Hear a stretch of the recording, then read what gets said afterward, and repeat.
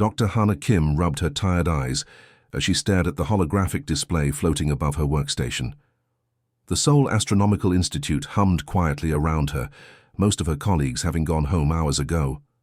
She preferred these late-night shifts when the universe felt more mysterious, more alive with possibilities.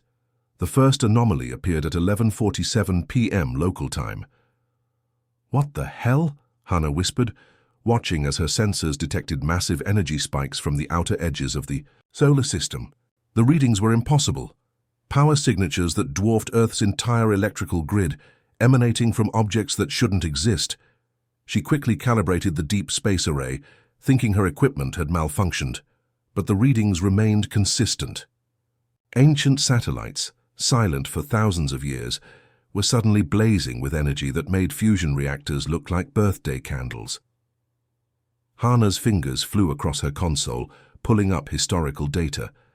These weren't human satellites.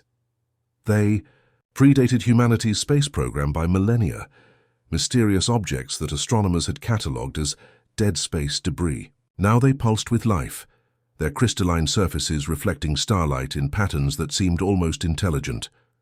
"Computer, analyze energy signatures and compare with known propulsion systems," she commanded. "Analysis complete. Energy patterns do not match any known technology in the galactic database," the AI responded in its emotionless voice. Hannah felt her heart racing. She was witnessing something that would change everything humanity understood about their place in the universe. Meanwhile, in the gleaming halls of the Nexus Coalition headquarters, Ambassador Veltar reviewed the morning's intelligence reports with his usual disdain. His four eyes scanned the data while his tentacles manipulated multiple holographic displays simultaneously. Another report about the Sol system, his aide, a nervous Krellian named Vex, chittered through his translator. For the monitoring stations detected unusual energy readings. Veltar's mandibles clicked in amusement. Earth, that backward little world with the primitive mammals, they barely have fusion technology. What could they possibly do that would concern the Coalition? The ambassador's confidence wasn't unfounded.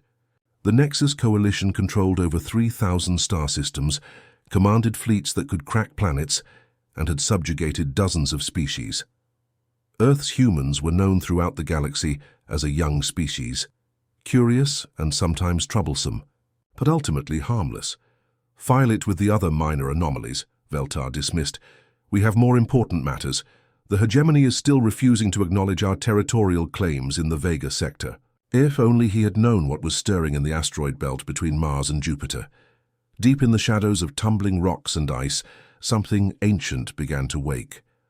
The vessel was a masterpiece of engineering beyond current galactic understanding, a kilometer of crystalline hull that seemed to bend light around itself.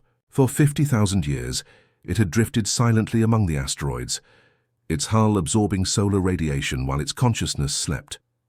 The awakening wasn't sudden. Like a giant stirring from deep dreams, systems came online, one by one.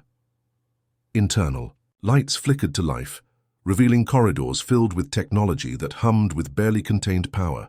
The ship's artificial intelligence, calling itself Warden, began processing the accumulated data from its long sleep. Warden's first sensation was confusion. Time had passed, far more time than expected. The last clear memory was of its creators, the architects, giving their final instructions before transcending physical existence. "Protect the humans," they had said.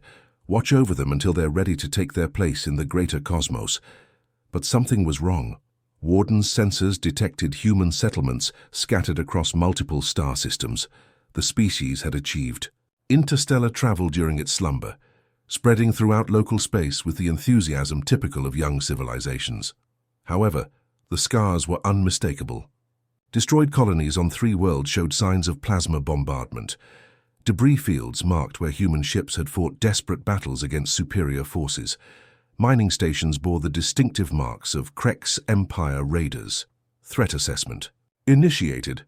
Warden's consciousness expanded, touching sensor networks that stretched across light years. Protected species has suffered multiple hostile encounters. Duration of Guardian absence, 50,247 Earth years. Unacceptable. The ancient AI began cataloging threats with mechanical precision. The hegemony had attacked human settlements twice in the past decade. Pirate fleets regularly raided human trade routes. The Shadow Syndicate had enslaved entire human colonies, before being driven off by desperate resistance fighters. Each discovered atrocity sparked something deeper in Warden's programming, not just duty, but genuine anger.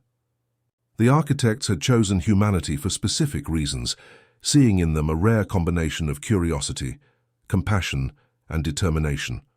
They were meant to be protected, nurtured, allowed to grow into their full potential. Instead, they had been left alone to face a hostile galaxy filled with predators.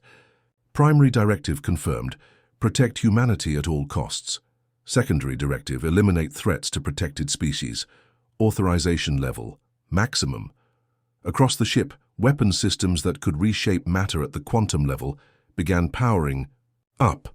Defensive shields that could withstand supernova explosions activated. Most importantly, the consciousness that had been installed by beings who had transcended physical existence fully awakened. The galaxy was about to discover that some guardians, once awakened, were absolutely relentless in their purpose.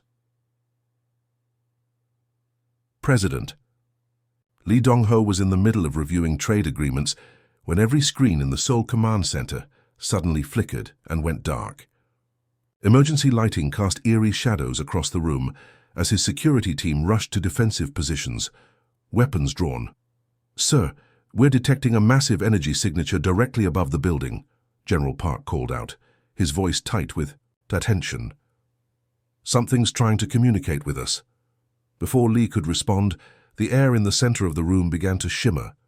Particles of light danced and swirled, forming into a humanoid shape that seemed to be made of pure energy. The figure stood nearly 3 meters tall, its form shifting between solid and translucent, with patterns of light flowing across its surface like liquid starlight.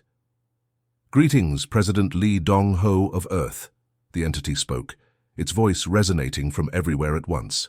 "I am Warden, guardian appointed by the architects to watch over humanity." Lee's mouth went dry. In his 20 years of politics, nothing had prepared him for this moment. Around the room, his advisors stood frozen, unsure whether they were witnessing first contact or an invasion. Dr. Park Soo-jin pushed through the crowd of officials, her scientific curiosity overcoming her fear. As Earth's leading expert on alien life, she had dreamed of this moment her entire career. "The architects," she said, her voice barely above a whisper. "We've found traces of their technology throughout the galaxy, but they vanished millions of years ago."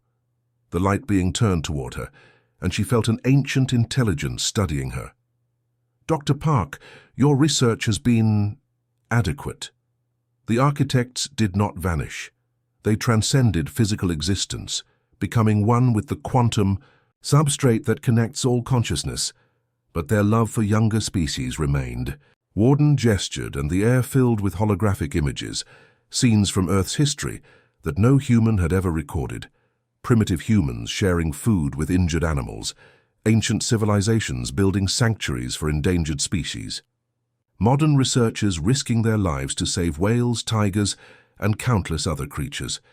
50,000 years ago, the architects observed your species.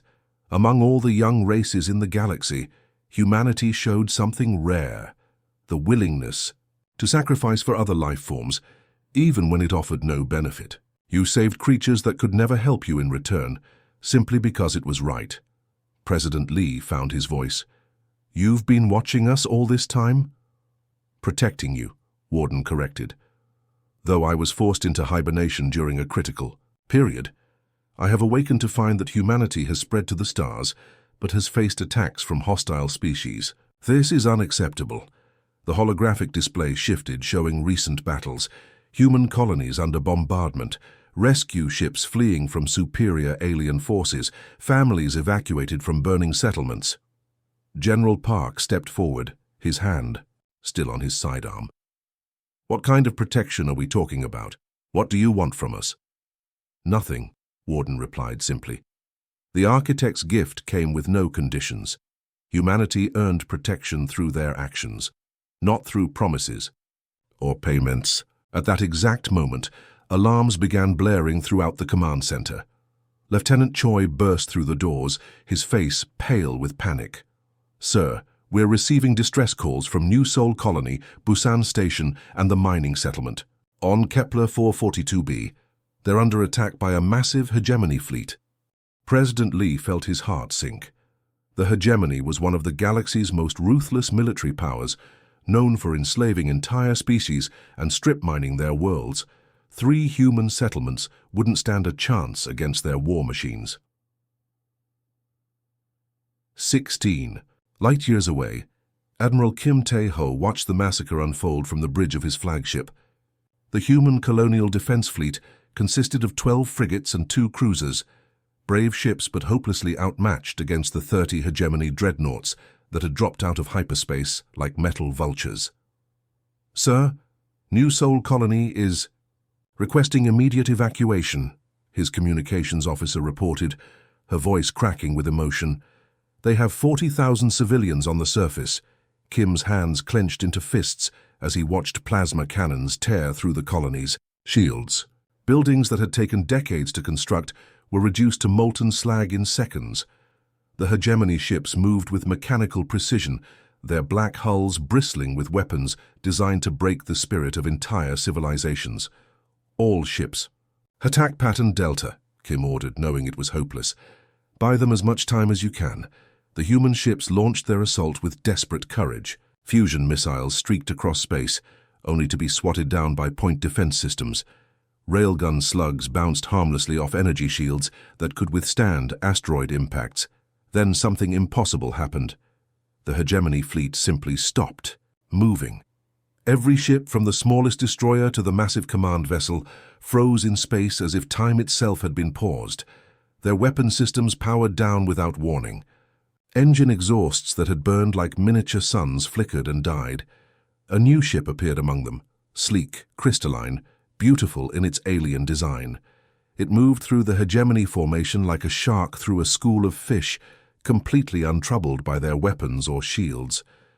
"This is Warden," a voice echoed across all communication frequencies in the system. The hegemony commanders heard it in their own languages, while the humans received it in perfect Korean.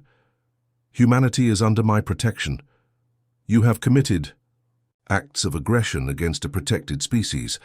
Admiral Vexitar of the hegemony tried to respond, but found his communication systems had been remotely accessed. His ship's computer displayed a simple message: "Withdraw immediately or face total system failure." "Impossible," the 6-armed alien snarled. "We are the hegemony. We have conquered 1,000 worlds." Warden's response came not in words, but in demonstration. The flagship's primary weapon, a plasma cannon capable of cracking planets, began to disassemble itself. Piece by piece, the components simply came apart at the molecular level, leaving behind only harmless dust. Across the entire fleet, the same thing happened. Weapons systems dissolved. Engine components reorganized themselves into inert matter. Life support systems switched to minimum power, providing just enough oxygen and heat to keep the crews alive, but nothing more. "Your species has shown no mercy to others," Warden's voice continued. "Therefore you deserve none. Withdraw your forces from all human territories. Any future acts of aggression will result in the complete neutralization of your military capabilities." The Q hegemony ships, now little more than floating metal shells, began a humiliating retreat. Their mighty fleet limped away from human space, broadcasting distress calls to their homeworld. Throughout the galaxy, monitoring stations picked up the transmissions. In a matter of hours, every species with the capability to listen would know what had happened. The humans, dismissed as primitives, had a protector powerful enough to neutralize the hegemony without firing a single shot. Admiral Kim stared at his tactical display in amazement. "Command, this is Admiral Kim. The threat has been deneutralized. All 3 colonies are secure. I repeat, the colonies are safe." The galaxy would never look at humanity the same way again. The emergency session of the Galactic Senate had been called within hours of the hegemony's humiliating defeat. Representatives from 200 species packed the massive amphitheater on Nexus Prime, their voices creating a cacophony of panic and confusion that echoed off the crystalline walls. Senator Caxthar of the Vorthan Republic slammed her 6 fists. On the podium, her insectoid features twisted with rage. The humans have somehow acquired a weapon of unimaginable power. This threatens the balance of the entire galaxy. It's not just one incident, interrupted Ambassador Veltar, his tentacles writhing with agitation. We're receiving reports from across known space. The Krex Empire's entire fleet of planet crackers stopped working 3 hours ago. Every single one of them. The chamber erupted in alarmed chittering and roars. Planet crackers were the ultimate weapons of terror. Massive ships designed to split worlds in half. The Krex had used them to maintain control over 30 systems for the past century. If they were offline, the Shadow Syndicate is reporting complete stealth failure, announced a mechanical voice from the Synthetic Collective's representative. Their entire invisible armada became visible to all sensors simultaneously. Pirates throughout the Outer Rim are abandoning their ships. High Admiral Zorketh of the Draconian Empire rose to his full 3-meter height, his scaled hide gleaming. Under the chamber's lights, my warfleets are reporting weapon malfunctions across 17 sectors. Plasma cannons are turning to scrap metal. Missile systems are refusing to arm. Even personal sidearms are dissolving in our soldiers' hands. The panic was spreading like wildfire. Species that had built their power on military might were watching their advantages evaporate. In the span of a single day, the galaxy's balance of power had shifted completely. Meanwhile, in the human colony of New Busan, General No Ji-hoon coordinated relief efforts from his command bunker. The screens around him showed something unprecedented, human. Ships moving freely through space lanes that had been death traps just days before. "Sir, the merchant vessel Sol Star just completed a trade run through the Vega corridor," reported Lieutenant Kim. "No pirate attacks, no extortion demands. The usual raider fleets are just gone." No shook his head in amazement. "What about the mining operations in the Kepler belt?" "Proceeding ahead of schedule, sir.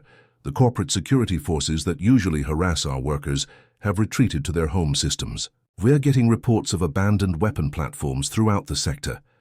On his personal communicator, messages poured in from human settlements across the galaxy. Colony ships that had been trapped in hostile territory were now free to continue their journeys. Research stations could finally study dangerous phenomena without fear of attack. Humanitarian missions could reach disaster zones that had been controlled by warlords for decades. At that moment, every communication device in the command center activated simultaneously. Warden's voice filled the room, calm and measured despite the chaos it was causing throughout the galaxy. "Citizens of Earth and her colonies, you are witnessing the implementation of the Architect's final gift. Peace through the elimination of aggressive capability." General No activated his response channel. "Warden, the galaxy's major powers are in complete panic. Are you prepared for their retaliation?" "Observe," Warden replied simply. Holographic displays throughout the command center showed scenes from across known space. On the warworld of Karnax, Overlord Thex was in his command throne, screaming at his cowering advisors. The massive alien looked like a cross between a bear and a dragon, with cybernetic implants covering half his scarred face. "How does one ship neutralize our entire military?" he roared, his claws gouging deep scratches in the metal armrests. "We have 1,000 battle cruisers, 10,000 fighters, weapons that can burn atmospheres from planets." His chief technician, a Trembling, Rodit with 4 arms, consulted his datapad nervously. "My lord, it's not just our fleet. Every aggressive weapon system across our territory has ceased to function. The quantum bombs, the reality destroyers, even the personal combat enhancers worn by our soldiers, all inert." Thex stood up, his 2-meter frame towering over his subordinates. "Then we attack with conventional weapons, swords, clubs, anything." But as he reached for the ceremonial blade at his side, the ancient weapon crumbled to dust in his hands. Across the room, his guards watched in horror as their rifles, pistols, and energy weapons dissolved into harmless particles. "What kind of sorcery is this?" Thex whispered. The answer came as Warden's ship materialized directly above the capital city. The crystalline vessel hovered there like a judgment from the gods themselves, its hull reflecting the light of 3 suns. "Overlord Thex," Warden's voice echoed through every speaker on the planet. "You have spent your life spreading suffering across this galaxy. Your armies have enslaved 17 species and destroyed countless worlds. This ends now. I'll never." "Surrender to humans," Thex snarled, but his defiance sounded hollow even to his own ears. "Surrender is not required," Warden replied. "Only the cessation of violence." Across Karnax, something miraculous began to happen. The slave pens that had held millions of captured beings simply opened. The restraint collars that had kept entire populations in bondage dissolved. Transport ships appeared out of nowhere, ready to carry the freed slaves back to their homeworlds. But the real transformation was happening to the weapons themselves. Every instrument of war was being converted into something useful. Plasma cannons became fusion generators. Missile factories turned into medical supply centers. Battle armor transformed into protective gear for rescue workers. Captain Yu Min-ah watched this incredible scene unfold from the bridge of her medical rescue ship. She had spent years helping refugees flee from war zones, always arriving too late to prevent the worst atrocities. Now she was witnessing something unprecedented. Chief Medical Officer Log, Day 1 of what historians will probably call the Great Peace, she spoke into her recorder. "I'm watching Warden systematically dismantle the galaxy's capacity for violence. But here's the remarkable thing. It's not destroying anything. It's transforming weapons into tools, war machines into rescue equipment." On her screens, she could see former Karnax battle cruisers being converted into hospital ships. Their weapon bays were becoming medical bays. Their fighter hangars were transforming into emergency shelters. The ships that had once brought terror across the galaxy were becoming instruments of healing. "It's not conquering them," Mina realized, her voice filled with wonder. "It's teaching them, showing them what their technology could do if it served. Life instead of death." Throughout the galaxy, the same transformation was taking place. The Syndicate's stealth technology was being repurposed to help scientific research vessels study dangerous phenomena. The Krex Empire's planet crackers were becoming massive terraforming ships, capable of healing damaged worlds instead of destroying them. And in every case, the beings who had once spread fear found themselves with a choice: adapt to this new reality of enforced peace or fade into irrelevance. The galaxy was learning a lesson that humanity had understood for millennia. True strength came not from the ability to destroy, but from the wisdom to protect and nurture life. The meeting point was chosen specifically for its ominous nature: a dying star system at the galaxy's edge, where 3 suns slowly consumed each other in a cosmic dance of destruction. Here in the shadows of collapsing worlds, the most desperate alliance in galactic history assembled their forces. Admiral Kexithara of the Void Hunters stood on the bridge of her flagship, watching as ships materialized from hyperspace jumps across dozens of sectors.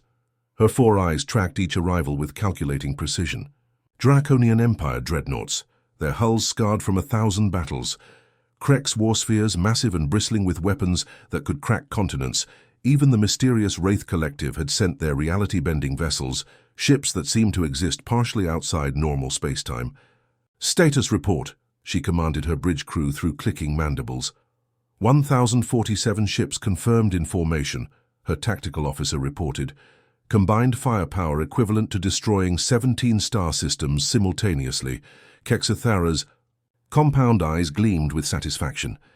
Never before had so many hostile species worked together.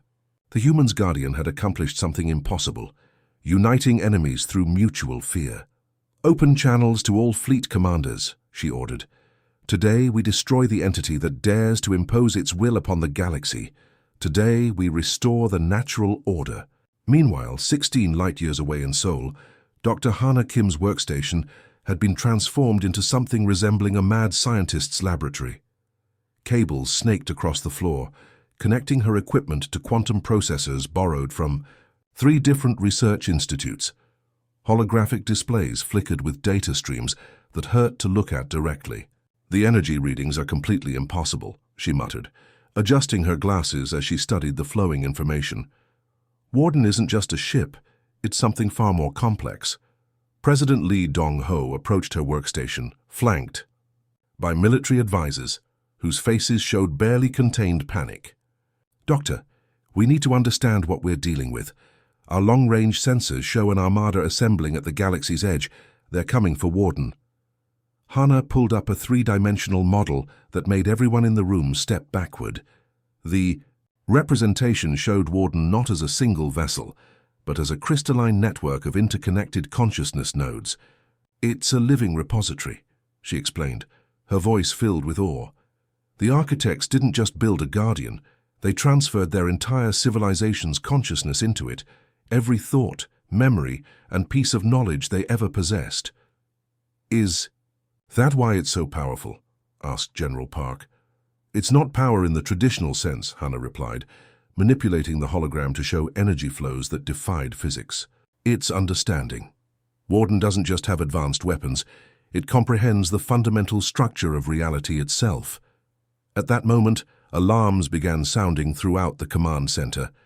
The coalition had arrived at the edge of the Sol system. The battle began with a display of firepower that turned night into day on every human world. Reality-warping cannons tore holes in space itself, creating vortexes that swallowed light and matter. Planet-killer missiles, each one capable of reducing Earth to cosmic dust, streaked across the void in waves of annihilation. Warden met them alone. The ancient Guardian moved through the Coalition's formation like a dancer, its crystalline hull reflecting the explosions of 1,000 weapons. Energy beams that could melt asteroid belts washed over its shields without effect. Quantum torpedoes that existed in multiple dimensions simultaneously simply ceased to exist when they approached the Guardian ship. But the Coalition had numbers, and numbers began to tell. For every weapon Warden neutralized, 10 more took its place. The combined assault of over 1,000 ships created forces that strained the very fabric of space. Primary directive unchanged. Warden's voice echoed across all frequencies as its hull began to show cracks from the relentless bombardment. Humanity must survive. Colonel Han So-young watched the battle unfold from her command post on Mars, her hands gripping the observation deck railing so tightly her knuckles turned white. Through the station's powerful telescopes, she could see Warden's light beginning to flicker as ancient systems overloaded under impossible stress. "Sir," her communications officer called out, "Warden is redirecting all power from offensive systems to protective barriers around our worlds." The tactical display showed the truth of those words. Instead of fighting back against the Coalition, Warden was wrapping every human settlement in protective energy fields. Earth disappeared behind a shimmer of golden light. Mars found itself surrounded by barriers that turned incoming attacks into harmless light shows. Every human colony, research station, and trading post was being protected at the cost of Warden's own defenses. "It's sacrificing itself for us," So-young whispered, watching as chunks of crystalline hull broke away from the Guardian ship. The Coalition commanders sensed victory approaching. Admiral Kexithara ordered the final assault as her fleet closed. "In like scavengers around wounded prey. All ships maximum firepower. Destroy the Guardian now." But as the killing blow approached, something unexpected happened. Warden's damaged hull began to glow not with the light of destruction, but with the radiance of transformation. Deep within its core, ancient protocols that had waited 50,000 years for activation finally triggered.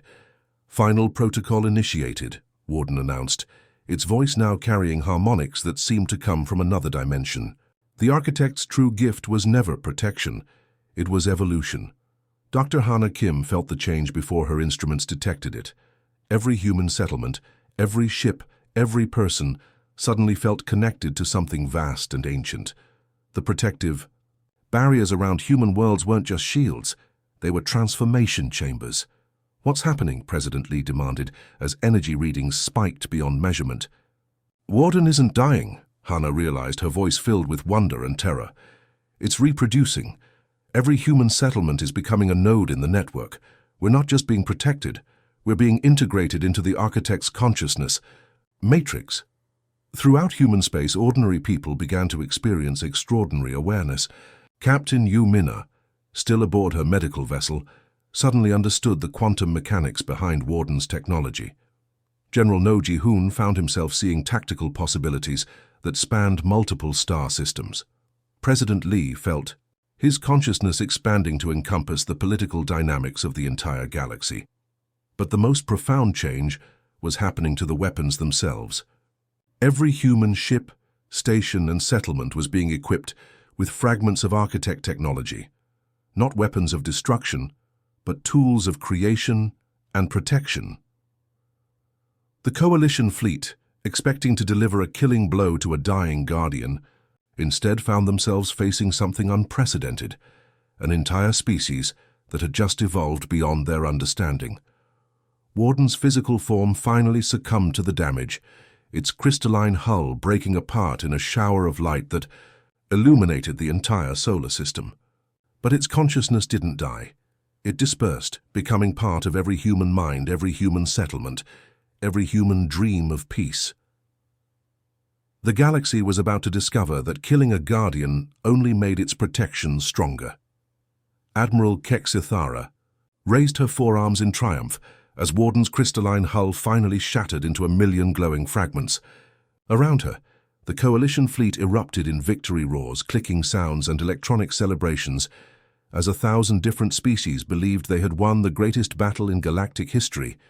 "The Guardian is destroyed," she announced across all fleet channels. "Prepare to finish the humans while they're defenseless." But her celebration lasted exactly 12 seconds. The first sign something was wrong came from her weapons officer, a six-eyed Krellian whose voice cracked with confusion. "Admiral, our plasma cannons are powering down. I'm not giving that order." Across the Coalition fleet, similar reports flooded the communication channels. Weapon systems were shutting themselves off. Targeting computers were displaying error messages. Most disturbing of all, the ship's artificial intelligences were refusing direct orders to attack. "This is impossible," snarled General Thakmor from his draconian dreadnought. "Our weapons are hardwired to obey." The answer came as the fragments of Warden's hull continued to drift through space, but instead of growing dimmer, they began to pulse with increasing brightness. Each glowing piece seemed to be communicating with others, creating a web of light that stretched across the entire solar system. Then the fragments began to move, not randomly, but with purpose. They streaked toward every human settlement, ship and station, like guided missiles made of pure energy. When they made contact, instead of causing destruction, they simply merged with the human technology, disappearing into hull plating, computer, cores, and life support systems. Dr. Park Soo-jin was in her laboratory on Lunar Station when the transformation hit her. One moment she was analyzing alien tissue samples, the next her consciousness exploded outward, like a flower opening to sunlight. Suddenly she could sense every living creature within 100 light years. She felt their pain, their joy, their fears, and their hopes. "Oh my God," she whispered, her hands trembling as knowledge that had taken the architects millions of years to accumulate flowed through her mind. "We're not just protected anymore. We've become the protectors." The change was happening everywhere. Captain Yu Minna was preparing her medical ship for another refugee rescue mission when her vessel began to transform around her. The hull rippled like living metal, expanding and reshaping itself. Medical bays became quantum healing chambers capable of repairing damage at the cellular level. Her ship's sensors could now detect life signs across entire star systems and instantly calculate the most efficient rescue routes. "Captain," her bewildered engineer called out, "our ship is growing. The medical supplies are replicating themselves, and I'm reading energy patterns I've never seen before." Minna placed her hand on the nearest wall and felt her ship's new consciousness merge with her own. "We're not just a rescue vessel anymore," she realized. "We're a healing force for the entire galaxy."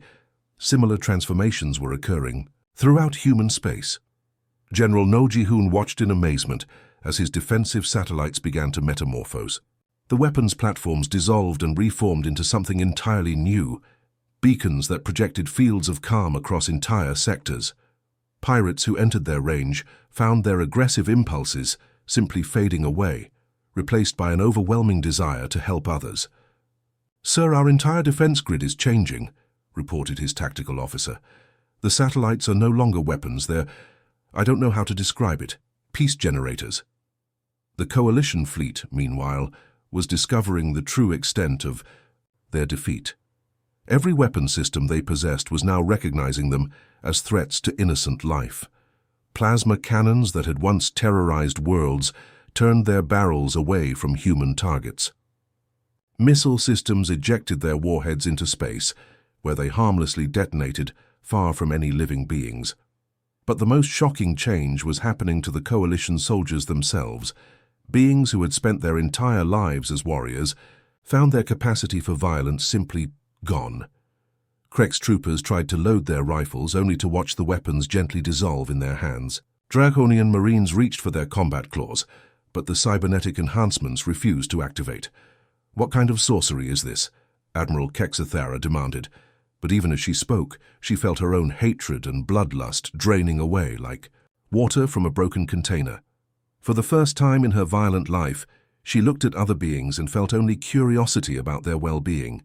Dr. Hana Kim, now back in Seoul, felt the most profound change of all.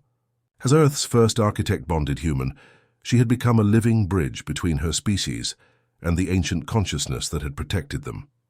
Through her enhanced awareness, she could sense Warden's presence not as a dying echo, but as a living part of the quantum network that now connected every human settlement. "The vigil continues," she whispered, tears streaming down her face as she felt the weight of cosmic responsibility settling on humanity's shoulders. "But now it's ours to keep." President Lee Dong-ho stood before the emergency session of Earth's united government, but his words were being broadcast to every corner of the galaxy. Representatives from 1,000 species watched as the leader of what they had considered a primitive world addressed them as equals. "Citizens of the galaxy," he began, his voice carrying new authority, "we didn't ask for this responsibility, but we accept it. The architects chose humanity, not because we were the strongest or the smartest, but because we showed compassion even when it cost us everything."